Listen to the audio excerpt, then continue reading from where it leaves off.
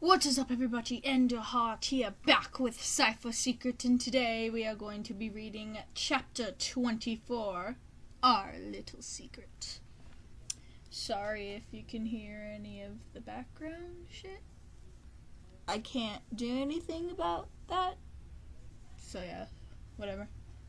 When Dipper woke up, he couldn't remember the dream that he had, but it made his heart beat faster. Standing up, Dipper decided to go downstairs and see if there was something to eat. He grabbed the pine tree hat, but left the vest and the journal. Everything was ready. Dipper went down the stairs, and that was when he noticed there was somebody home. Stan could have gone somewhere, and Mabel was probably hanging out with Candy and Grenda. But when he goes into the kitchen, somebody knocks on the door. Dipper groaned. All he wanted to do was drink some water and go back to sleep. But he felt beat, but went to open the door anyway. Before Dipper could open it, placing a hand on the knob, the door was being forced open, throwing him to the ground. 3 people/children entered, in which one of them was giving the other a disapproving look at the latter was carrying something big. What? That wasn't even a question, it was a statement. "Dana, you have a very good way of ruining entrances," one of the boys said as the girl stuck her tongue to him. Dipper's eyes widened. Dana had been mentioned. How many Danas he knew? How many Danas would stick their tongues to somebody who's lecturing them? How many? Well, we all get it. Blinking a few times, Dipper thought he was still sleeping, but everything felt real, especially the pain in his back. The black-haired boy left behind in the argument sighed and extended his hand to Dipper, who gladly accepted the help. They were definitely Azaf, Dana, and Daniel. "You guys, what are you doing here?" he asked after a few seconds of silence, since Dana and Daniel decided to start a staring contest. After breaking eye contact, Dana glanced at Dipper. "We gotta show you something," she said with a smirk. "It's amazing." "It's dangerous, Dana," Azaf growled before having the object snatched from his hands. "Hey, that's not a toy. Be careful." "Pfft, I'm a big girl now. I know how to handle whatever this thing is," Dana said, holding the object carelessly. Analyzing it carefully, Dipper could notice it was shiny and sharp. "What the hell is this?" he thought, trying to find something he was missing. With its form almost completely sheltered in what looked to be a silver scarab, the object had the shape of what looked to be a sword, but it seemed much more complex than a sword. "So, why are we here for?" Dana asked again. Azaf let out a groan of annoyance. Handling Dana seemed to be a much harder task. "Remember what the mentors said, Dana?" he asked. In response, she just shrugged. Azaf blinked before turning to Dipper. "Dipper, we have to go. Now." "Okay, now I'm confused," the mentioned preteen thought while watching Azaf biting his lip. Meanwhile, Dana was playing with the large object in her hands, and Daniel was existing. "Come on," the black-haired boy repeated upon noticing that Dipper hadn't moved. Instead, he was frowning at them. Azaf wasn't impressed, to be honest. "Where are we going?" he sighed as Dipper asked this question. The answer wasn't very pleasant after all.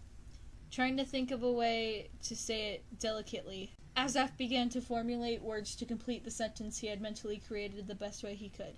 But Dana had to ruin everything with her big mouth. "We're going to hell, silly!" she exclaimed loudly. Dipper raised an eyebrow and crossed his arms, unimpressed. "Excuse me?" "Pine tree!" It was no use, he couldn't wake up. Dipper lied limp in Bill's arms. There wasn't a pulse, there wasn't a heartbeat, there wasn't a signal that he was alive. Deep inside, Bill knew Dipper was alive. He could feel it. Maybe he was just trying to convince himself, but he knew his apprentice could make it. He was just lost, but not completely. Bill could feel his soul. It was still there. If he was truly dead, his soul would have already faded. His soul was very weak right now, but it was there. "Pine tree, please, wake up," Bill murmured, shaking Dipper's body one more time. His head lolled to the side, indicating that he wasn't going to wake up, no matter what the demon did. And, before anything else could be done, what was left of Dipper's soul vanished. He was dead. "No. Why do I, Bill Cipher, care? I'm an all-powerful being made of pure energy. Why do I care about a pitiful human?" Maybe because he wasn't a normal human. And Bill knew this. Trying not to cry, Bill pressed Dipper's limp body against his chest, remembering the day he almost lost his son due to the same disgusting creatures. He didn't want to lose another apprentice, another person he had gotten attached to. Bill knew he couldn't get used to humans because they were fragile. They would die, and he knew this. But Pine Tree was different. Pine Tree wouldn't die easily. Would he? Maybe. He should heed Beatrice's advice. Don't get attached to your new apprentice. One day, when you turn your back, he'll die. He is immortal. This is his destiny. Unwillingly, one tear slid down his cheek.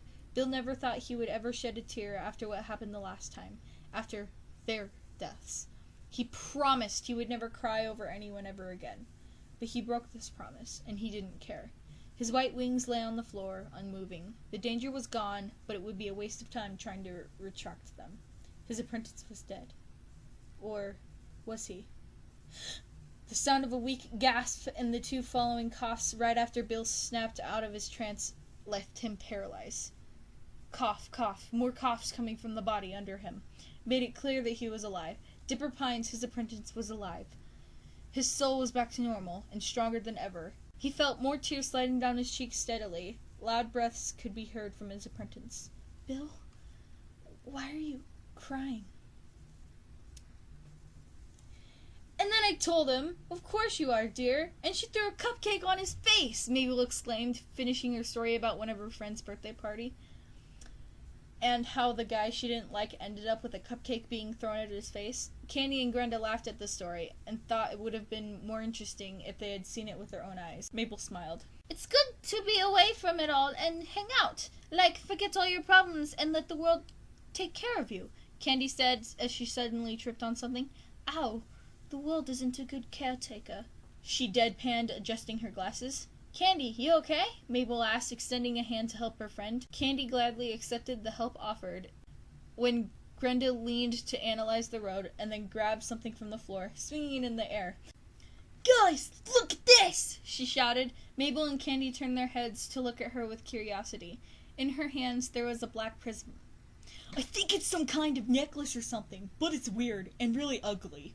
Analyzing the prism better, Mabel could notice it was really ugly, and it looked there was some kind of black smoke inside it.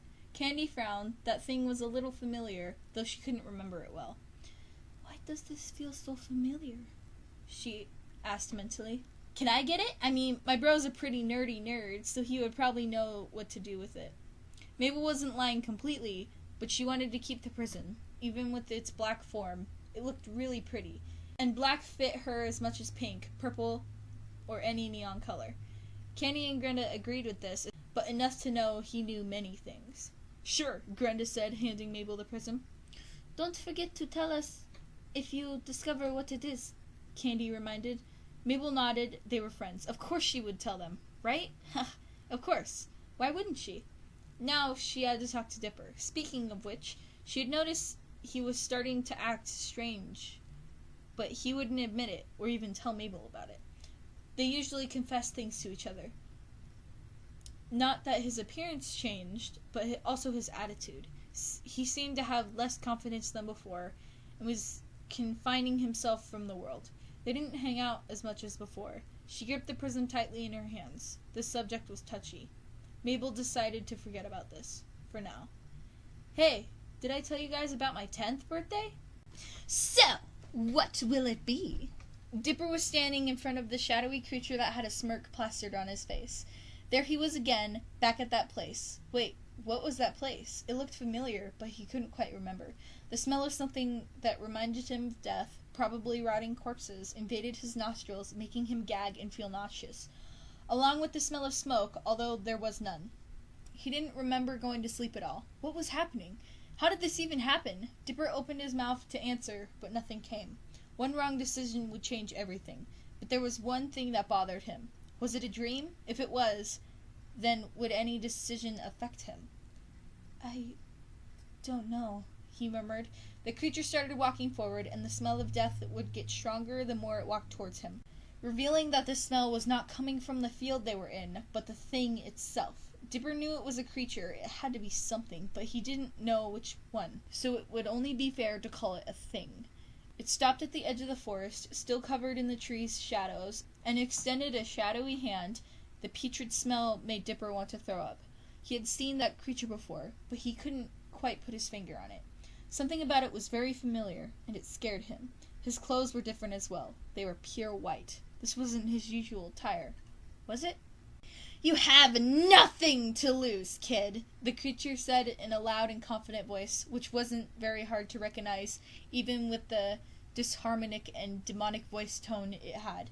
The voice wasn't what bothered him, but it was the creature's form. With its thin and tall body, a large grin crossing its face, matching the red eyes, with its ribs showing due to being skinny, it had perfect appearance to look like that thing that would haunt your nightmares and make you lose sleep. Yes, this creature definitely looked familiar. I don't know, Dipper repeated again. I don't know what... This is not a good idea. I shouldn't... He was confused. He wanted to have a reason, but couldn't find one. What would he do? What should he do? He looked down in fear, not wanting to see the creature's crimson eyes. "Ah, it is very simple." Dipper took a step back when the shadowy hand lunged forward and touched his chin, forcing him to stare the creature in the eye. Impossible to escape eye contact, tears started to slide down Dipper's cheeks. He wanted to wake up. He wanted this nightmare to end. The thing's presence always made him feel uneasy, and it seemed to always remind Dipper that it was always there, waiting for him to sleep. He could feel a panic attack coming. "It's just a deal, after all." "I really should go." Dipper was forced to break eye contact and then spun on his heels, walking to the other side of the clearing. He didn't know where to go, but this place had to end somewhere. However, as the creature's voice rang again, he stopped immediately. "You shouldn't do this, Pines." He stopped. The creature knew his last name. Why was he so surprised and bothered? "It's Dipper, isn't it? Cipher's apprentice." Dipper closed his eyes and tried not to think of the answer. The creature knew him, knew about his deal, and it seemed to know everything about him. He kept walking, refusing to answer the question. "I see. Then it's Bill." The creature let out a demonic laugh, the kind of laugh you'd hear in a horror movie. "How do you know?" Dipper accidentally let out, then put his hand in his mouth. Damn it, he had let it out. But while he regretted it, he needed to know. He didn't remember anything about that creature, but if it knew about his deal, and his own first and last name, it could have more information about him. "You are so much like him. Stubborn, smart, has trust issues. I can sense your strong aura."